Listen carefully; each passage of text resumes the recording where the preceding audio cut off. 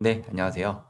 자, 오늘은 절대로 매수하면 안 되는 상한가에 대해서 제 기준을 하나 설명해 드려 보도록 하겠습니다.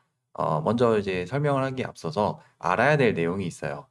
자, 저 같은 경우는 세력주를 보통 매매를 하는데, 세력주의 경우에는 특정한 가격보다 위에서 이제 우리가 생각하는 그런 슈팅들이 나오면서 어떤 양봉이 발생을 하면은 거기에서 세력들은 돈을 벌기 시작합니다. 그래서 제가 항상 어떤 선들을 긋는 것들을 보실 수가 있는데, 예를 들어서 뭐 지금 여기다 제가 미리 그림을 그려놨는데, 세력들이 만약에 이렇게 매집을 했다고 해봐요. 이 박스권을 매집을 했어요. 그러면 지금 여기서 한 16,000원 정도 가격보다 위에서 거래량이 발생을 하고 어떤 이제 돌파 양봉이 이렇게 나오죠. 자, 그러면 이 종목의 입장에서는 이 16,000원보다 위에서 슈팅이 나오고 거래량이 터질 때 이제 돈을 벌기 시작합니다. 자, 근데 여기서 주의해야 될 게 뭐냐면 여기서 이제 동그라미 구간에서 이제 슈팅이 나오고 양봉이 터져요. 자, 그럼 여기서 이제 주의해야 될 게 뭐냐? 이 캔들에서 정말 많은 거래량이 터집니다. 그러면 거기에서 상한가를 따라잡는 거는 좀 위험할 수도 있어요. 왜냐? 여기에서 만약에 매집 물량이 100이라고 해봐요. 그럼 매집 물량이 100인데 여기에서 100이 다 정리되었을 캔들이 나왔어요. 그러면은 여기에서 100이 다 정리가 되고 그냥 밀릴 수도 있습니다. 그러니까 여기서 발생하는 상한가는 오히려 상따를 하려는 사람들에게 마지막으로 물량을 넘기는 이제 그런 목적을 가질 수도 있기 때문에 특정한 가격보다 슈팅이 나오면서 거래량이 많이 발생하는 상한가는 일단 조심을 해야 됩니다. 그리고 가장 주의해야 되는 게 뭐냐면은 만약에 여기서 이렇게 매집을 다시 했어요. 그리고 여기서 슈팅도 나왔어요. 자, 근데 여기서 이제 다 정리가 안 된 거예요. 그래서 세력주 입장에서는 추가 슈팅을 만들어내는 경우가 있습니다. 그래서 여기서 이제 한 번 슈팅이 나오고 그다음에 여기서 두 번째 슈팅이 나오는 거예요.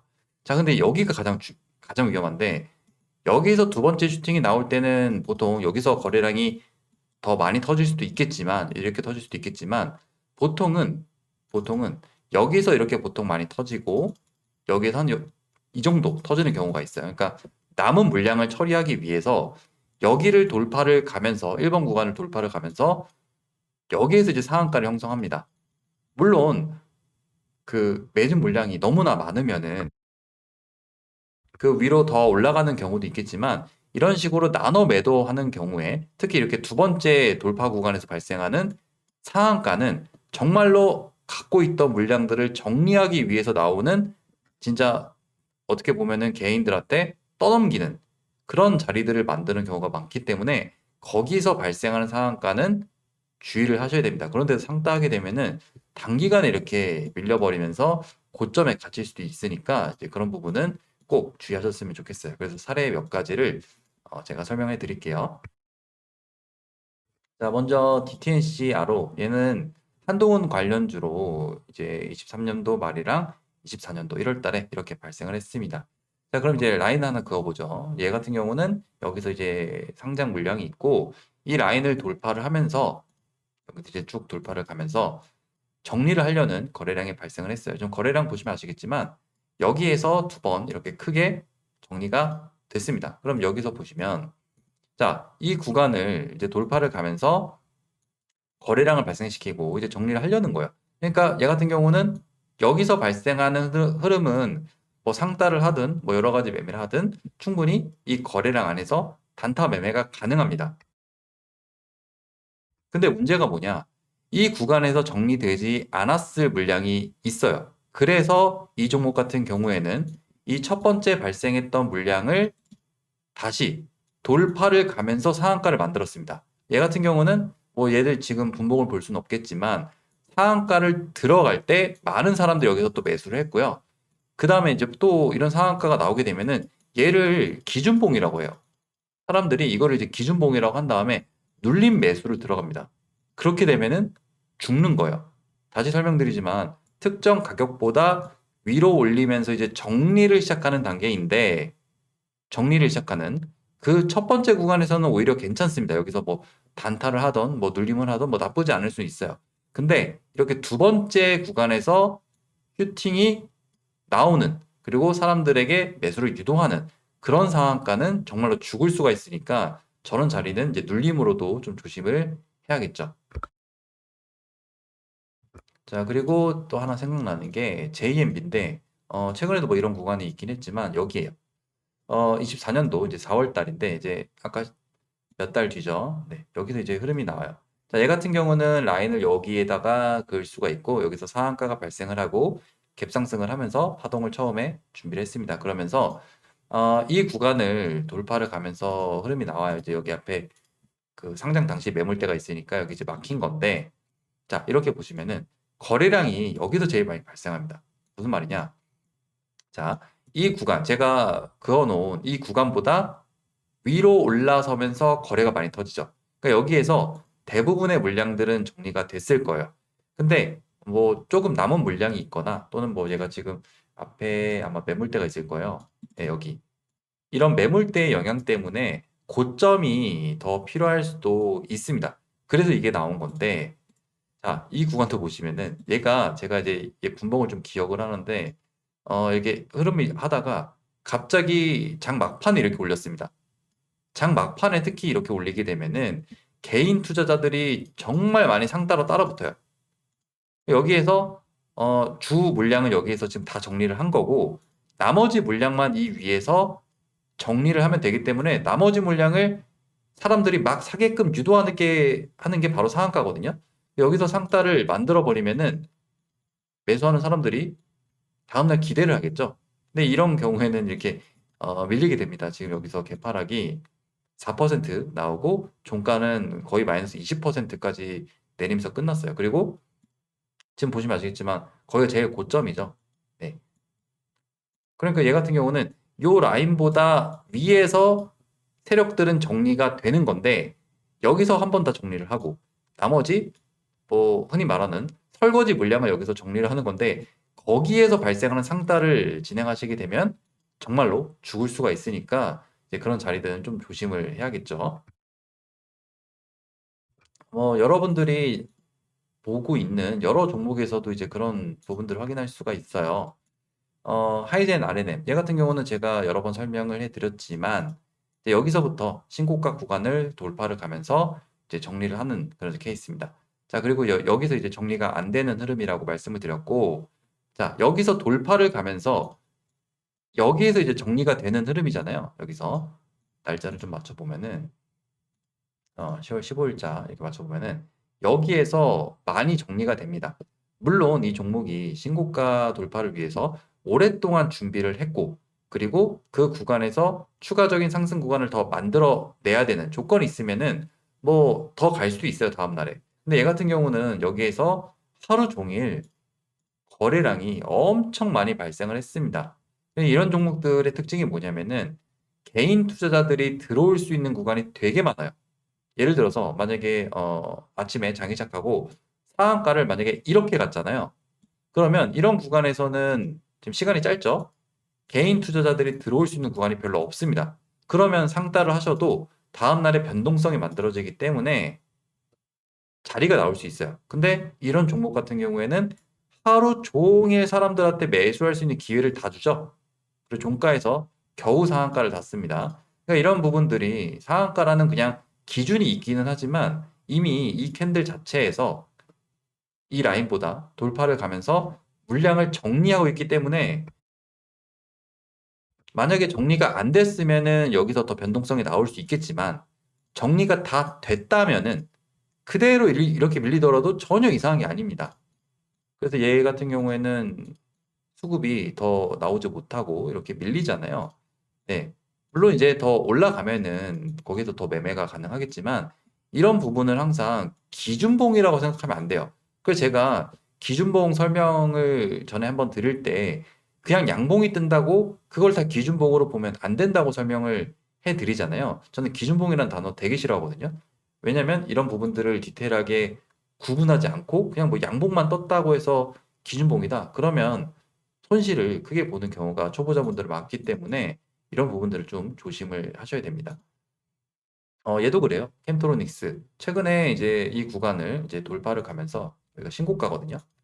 네, 돌파를 가면서 거래가 정말 많이 발생을 했습니다. 11월 3일 날에 지금 4천억 정도 거래 태워지면서 여기서 상한가로 진입을 하는데, 얘도 보시면 상한가로 진입하는데 오전 내내 거래량을 다 썼어요.